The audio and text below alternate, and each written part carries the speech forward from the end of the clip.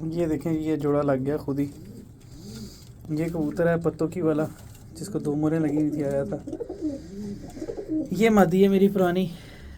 ये कबूतरी पट्ठी निकली थी घर में ही, और 2 दफ़ा ये रात रही पुरानी छत पे। एक दफ़ा ये चली गई थी, वो सामने एक जाल है उसने पकड़ ली थी।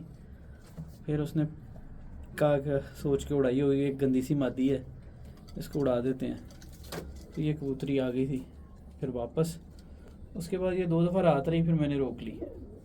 ये मादी है, ये नर है इसके साथ जो लगा हुआ है। तो देखते हैं अब क्या बनता है।